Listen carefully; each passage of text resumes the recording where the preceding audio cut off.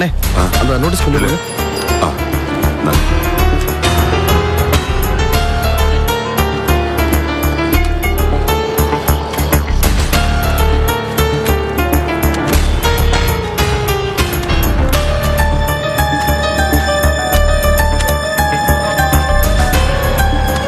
செல்வம் notice கார்ல இருக்குல்ல? செல்வம் notice கார்ல இருக்குல்ல? கார்ல இருக்கு கோபி.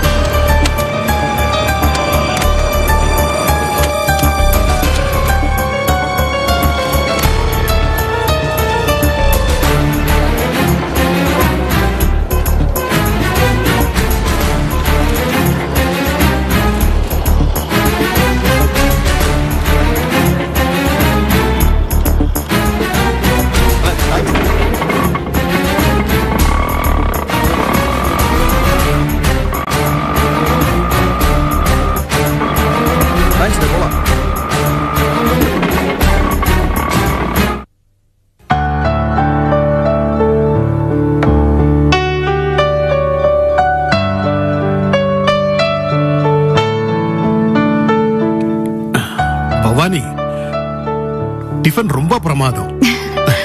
நம்ம ஊர் கைமண அப்படியே தெரியுது. Thank you sir. சும்மா முகஸ்துதிக்காக சொல்லல. இவ்வளவு அருமையான டிஃபனை நம்ம ஊர்ல சாப்பிட்டு கூட ரொம்ப நாள் ஆகுது. சார் சும்மா சொல்லாதீங்க. ஆமா, தினமும் இப்படிதான் பண்ணி எடுத்துட்டு போவியா? ஆமா சார், நான் வெளியில சாப்பிடுறது இல்ல. கேட்கறதுக்கே ரொம்ப சந்தோஷமா இருக்கு பவானி.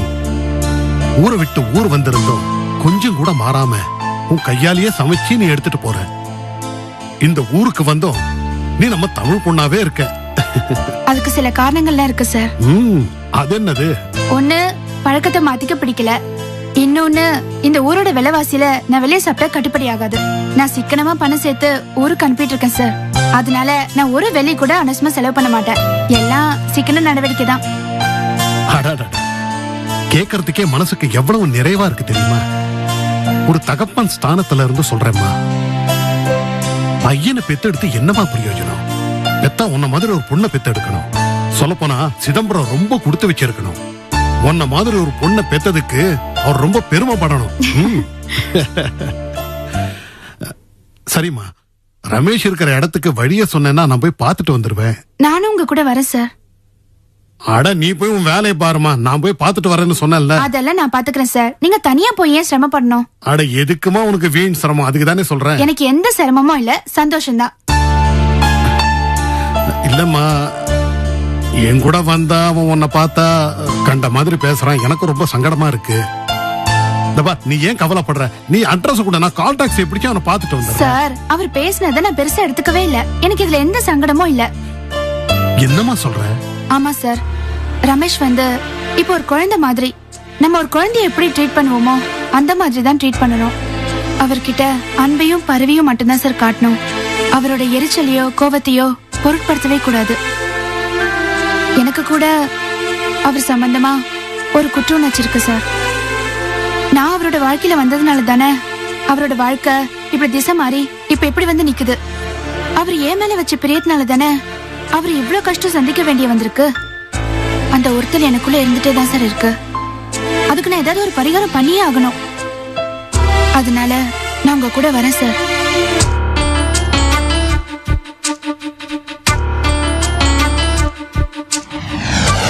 ஆனா பவானி நிச்சயமா ரமேஷ் விரும்புறா சார். எப்படிப்பா சொல்ற? சார், பவானிய டெய்லி பார்த்து பேசி பழகுறேன். அவளை நான் வாட்ச் பண்ணிருக்கேன் சார். அவ நிறைய விஷயங்களை என்கிட்ட சொல்லுவா. நீ என்ன வேணா சொல்லுமா, ஆனா ரமேஷ்காக நீ இந்த அளவுக்கு பறிஞ்சு பேசுறது எனக்கு இன்னும் தப்புன்னு படுது. என்ன சார் நீங்க இப்படி பேசுறீங்க? நாமெல்லாம் அவரை நல்லபடியா பாத்துக்கிட்டா தானே அவர் சீக்கிரமா குணமாகி வர முடியும். நீங்க இந்த மாதிரி நெகட்டிவா திங்க் பண்ணவே பண்ணாதீங்க. நான் உங்க கூட வரதுனால எந்த பிரச்சனையும் இல்ல. நம்ம 2 பேரும் சேர்ந்து போலாம்.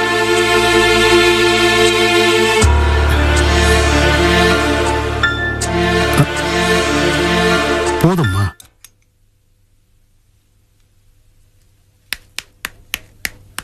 யோ, எதுக்கு இங்க வந்த? யார் அவன வர சொன்னது? யோ, போயா முதல்ல. போயா இந்த இடத்தை விட்டு. போயான்னு சொல்லல. போயா. என்னது அப்போ போய் இப்படிலாம் பேசாத நீ. நீ என்ன பெரிய இவளா? உனக்கு நான் அக்கறையில பரிதாபமா? எதுக்கா இவருக்கு இன்ஃபார்ம் பண்ணி இங்க வர சொன்ன? யார பார்த்து என்னடா பேசுற? யோ, பேசாத நீ.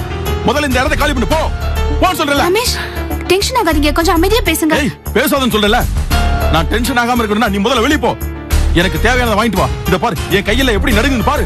இந்த பழக்கம் வந்தது ஒன்னாலதான், அதனால கஷ்டப்படுறது ஒன்னாலதான். போடி வெளிய போய் நான் கேட்டதை வாங்கிட்டு வா. போ. அறிவு கெட்டவனே, ஏண்டா உன் மனசுல என்னடா நினைச்சிட்டு இருக்க? அவன் மட்டும் இல்லன்னா நடு ரோட்ல அனாதையா கடந்திருப்ப. இந்த 5 வருஷம் அனாதையா திரிஞ்சியே அதே மாதிரி திரிஞ்சு எதிரையாவது அடிபட்டு கடந்திருப்ப. போயாண்டா. உனக்கு மறுவாழ்வு கொடுக்கறானா, அதை பயன்படுத்திக்கடா. நீ என்ன சொல்றது? போயா. போடி. விடுங்க.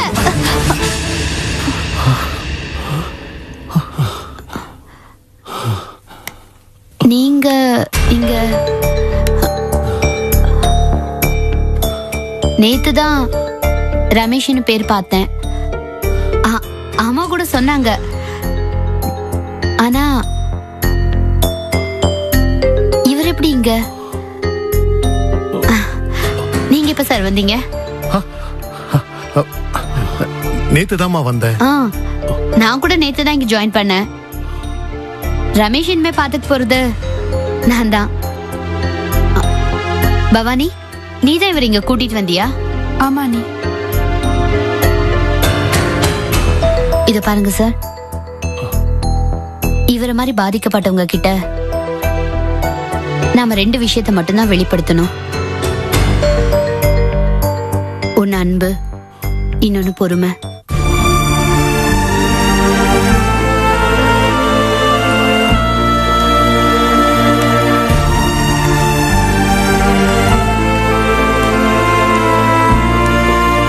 மற்றபடி கோபத்தாபங்களையோ இல்ல உணர்ச்சிகளையோ அவங்க கிட்ட நம்ம காட்டவே கூடாது. ஏமா அவன் என்ன பேச்சு பேசிட்டு போறான் தெரியுமா? சார், அவர் உங்க புள்ளதான். ஆனா இப்ப இங்க அவர் ஒரு ரெசிடென்ட் கிட்ட எப்படி பேசி பழகணுமோ அப்படிதான் பேசி பழகணும். உங்க புள்ள கிட்ட பேசுற மாதிரிலாம் பேசக்கூடாது. புரியுதா? சரிம்மா. நீங்க கிளம்புங்க. அவர் இப்ப ரொம்ப அப்செட்டா இருக்காரு. நான் பாத்துக்கிறேன். ஏம்மா, நான் என் குடும்பம் உனக்கு எவ்வளவு கஷ்டங்கள். ப்ளீஸ் ப்ளீஸ், இப்ப அதெல்லாம் தேவையில்லாத ஒரு விஷயம். நாம அதெல்லாம் தாண்டி வந்துட்டோம். காலங்கள் மாறி போச்சு. இன்னமும் அத பத்திலாம் ஏன் பேசிட்டு இருக்கணும்? விட்டு தள்ளுங்க. நீங்க கிளம்புங்க, நான் அவரை பாத்துக்கிறேன். அண்ணி, சிங்கப்பூர்ல எப்படி இருக்கு? எல்லாம் செட் ஆயிடுச்சா? ஓகே பவானி, பரவாயில்ல. ஆமா, நீ எங்க ஒர்க் பண்ற? நானும் டெக்னாலஜிக்கல் யூனிவர்சிட்டியில லெக்சரரா இருக்கேன். சரி சரி. அண்ணி, வீக்கெண்ட்ல எனக்கு ஃபோன் பண்ணுங்க, நான் உங்களை வெளில கூட்டிட்டு போறேன். ஓகே பவானி.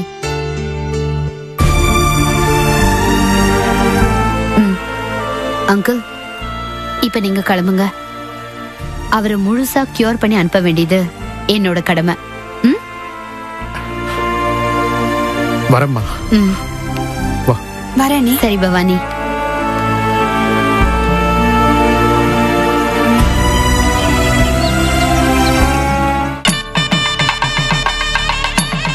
அங்கிள், இப்ப நீங்க கிளம்புங்க.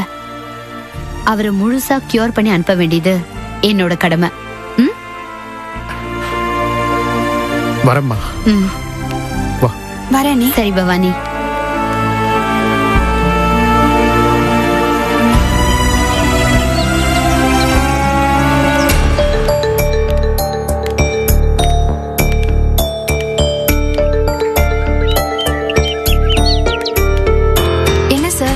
யோசிச்சிட்டே வரீங்க?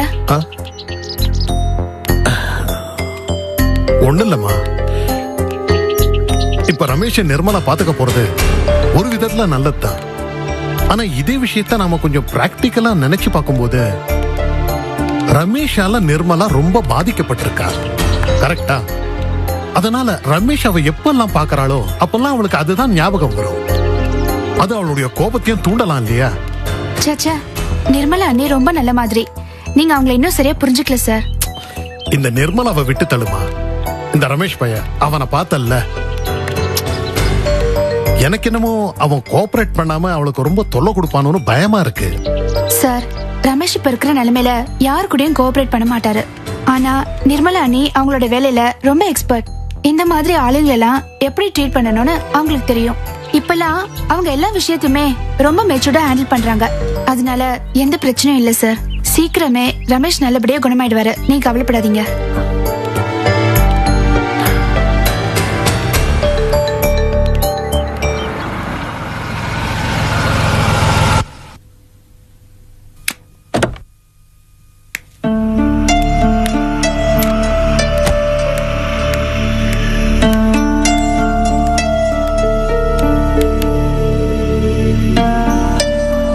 அண்ணி அண்ணி குடிக்க கொஞ்சம் தண்ணி ஒண்ணு. செல்வம், எங்கடா போன? பல தடவை செல்லுக்கு ட்ரை பண்ண, எங்கேஜாவே இருந்தது. யார்கிட்டயா பேசிட்டு இருந்திருப்பேன். ஏன்டா அது எனக்கு தெரியாதாடா? ராத்திரி எல்லாம் வீட்டுக்கு வரல. நேற்றுக்கு காலையில வீட்டுல சாப்பிட்டு போனவன் அதுக்கப்புறம் ஒன்னும் சாப்பிடவும் இல்லை.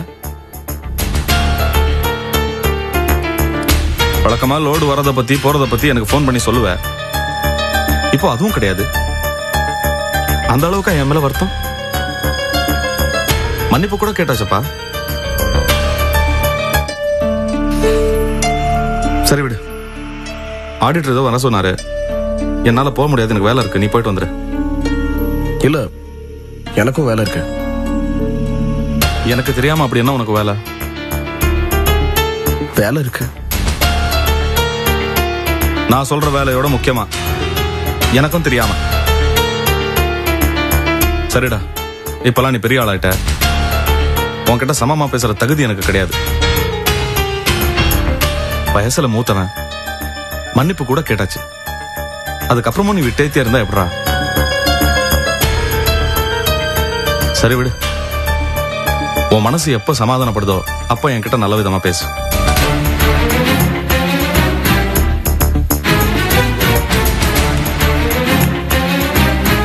என்ன செல்வம், உங்க அண்ணனை பத்தி தெரிஞ்சிருந்தா நீங்க எப்படி வீம்பா இருக்கீங்களே பாருங்க, எவ்வளவு மனசு உடைஞ்சு போறாருன்னு.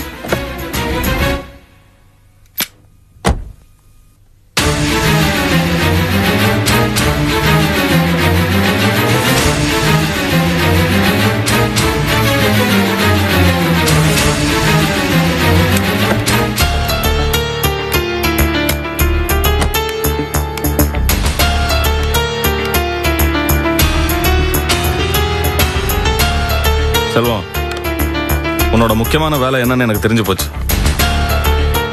ஏன்டா என்கிட்ட சொல்ல வேண்டியதானடா? இத பாரு, நீ உண்மையான அக்கறையில தேடலாம், உதவி செய்யலாம். ஆனா அந்த கிறுக்கு பையன் ரவி அதை புரிஞ்சுக்கணுமே.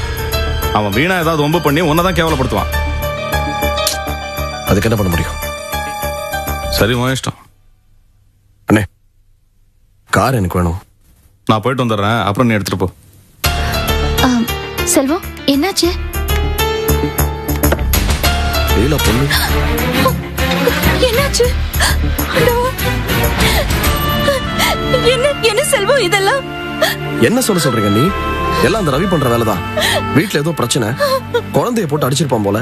சின்ன குழந்தை தானே, மனசுல என்ன வேதனை பட்டுச்சோ வருத்தப்பட்டுச்சோ தெரியல, வீட்டை விட்டு போயிடுச்சான். ஐயோ ஆண்டவா, லீலாக்கு ஏன் இந்த சோதனை? அவ இந்த குழந்தைகளுக்காக தானே வாழறா. குழந்தைங்களுக்கு ஒண்ணுன்னா அவ என்ன பண்ணுவா? அண்ணி, நீங்க கவலைப்படாதீங்க அண்ணி. நாங்களும் தெரிஞ்ச எல்லார்கிட்டயும் சொல்லிட்டு தான் இருக்கோம். ஊரெல்லாம் போஸ்டர் ஓட்டிருக்கோம். அந்த குழந்தை போற இடத்துல சொல்லிருக்கோம். நானு, போஸ், கோபி 3 பேர் முயற்சி பண்ணி தேடிக்கிட்டு இருக்கோம். கிடைக்காம போகாத அண்ணி, நிச்சயமா குழந்தை கிடைச்சிரும். நீங்க ரிலாக்ஸ்டா இருங்க.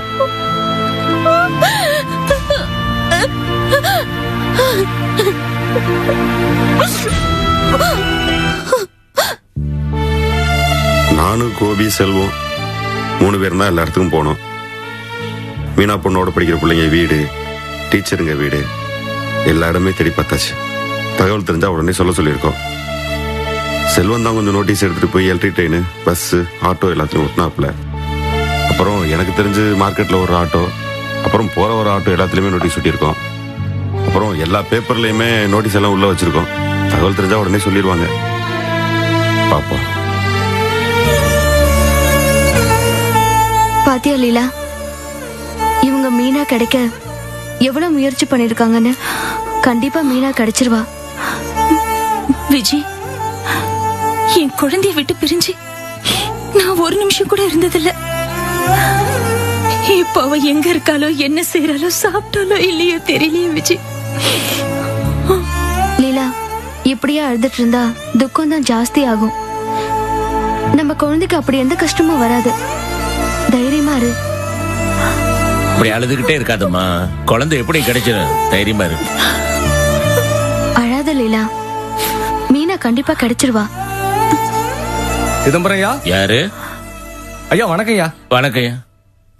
வாங்க வாங்க. என்ன ஏதோ ரொம்ப முக்கியமா பேசிக்கிட்டு இருக்கீங்க போல இருக்கு. இல்லைங்க, அது பாட்டுக்குது. என்ன விஷயம்? எல்லாம் அந்த சிங்கப்பூர் ஜாதக விஷயமா தான் வந்தேன். அந்த பையன் ஹர்ஷா ரொம்ப நல்ல பையன். அவனுக்கு நிறைய ஜாதகம் வந்துகிட்டு இருக்குங்க. அவங்களுக்கு நாம ஏதாவது ஒரு முடிவு சொல்லணும் இல்லையா? ஆமா ஆமா சொல்லணும் தானே. அந்த ஜாதகத்தை ஐயா, அத பத்தி இப்ப நாங்க முடிவெடுக்கிற நிலைமையில இல்ல. என்னையா இப்படி சொல்றீங்க?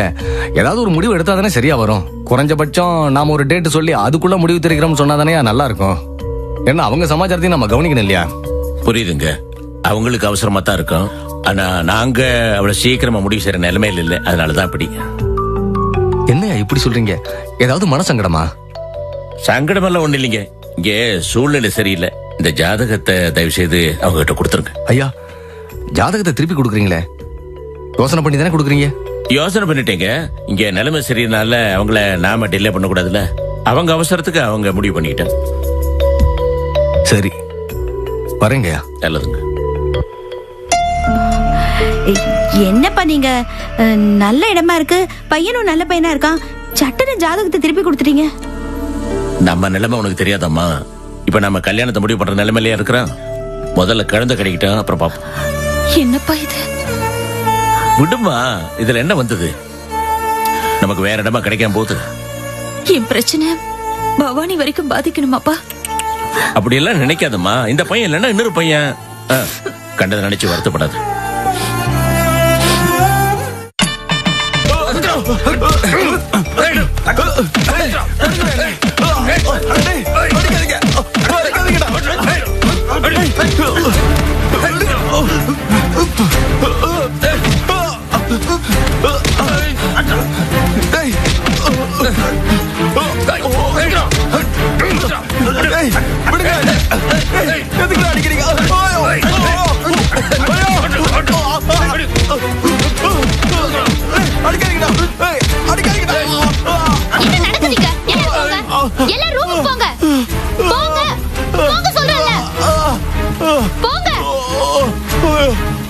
ரமேஷ், ரமேஷ் பாத்து, மெதுவா பாத்து. ரமேஷ், மெதுவா எந்திரிங்க. மெதுவா கீழே பாத்து வாங்க. மெதுவா.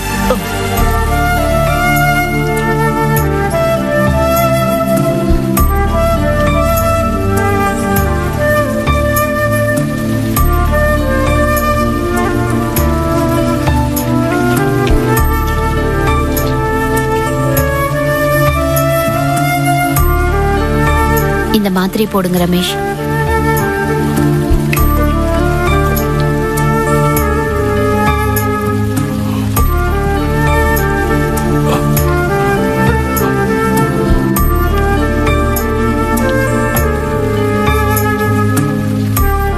ரமேஷ், நமக்கு கிடைச்ச வாழ்க்கைய நாமளே தூக்கி எறிஞ்சிடக்கூடாது. அப்படி செஞ்சா நிச்சயமா அது நம்ம வாழ்க்கையை நாசமாக்கிடும். இதுல இருந்து மீண்டாதான் நீங்க எவ்வளவு பெரிய படுகொலியில விழுந்திருக்கீங்கன்னு உங்களுக்கே தெரியும். உங்களை பழைய கம்பீரமான ரமேஷா மாத்தணும்னு நான் உறுதி எடுத்திருக்கேன். அது ஏன் உறுதியால மட்டும் முடியாது ரமேஷ். உங்களோட ஒத்துழைப்பு இருந்தாதான் அதெல்லாம் நடக்கும்.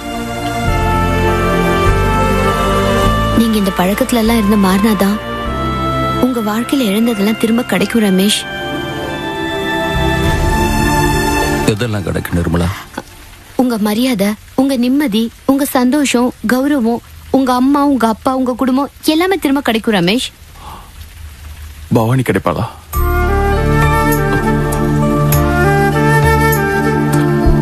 நிர்மலா, நீ சொல்றது எல்லாமே நான் கேட்பேன். ஆனா எனக்கு பவானி கிடைக்கணும். நீ என்னையும் பவானி பிரிச்சிட மாட்டியே. என்ன என்ன ரமேஷ் இப்படி எல்லாம் பேசுறீங்க? எனக்கு பவானி வேணும். அவன் மேல நான் உயிரே வச்சிருக்கேன். நிர்மலா, நான் அவளை நேசிக்கிறேன். அவ இல்லாம என்னால வாழ முடியாது. நாம காதலிச்சவங்க நிராகரிச்சா அது எவ்வளவு வேதனையான வழின்னு உனக்கு தெரியாது.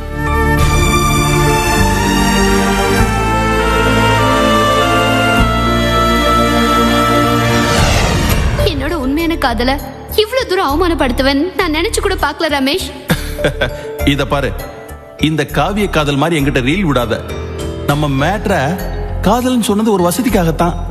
என்கிட்ட அழகு இருக்கு, வசதி இருக்கு, ஃபேமிலி பேக்ரவுண்ட் இருக்கு. இதுல ஏதாவது ஒண்ணு உன்கிட்ட இருக்கா? சொல்லு பாப்போம்.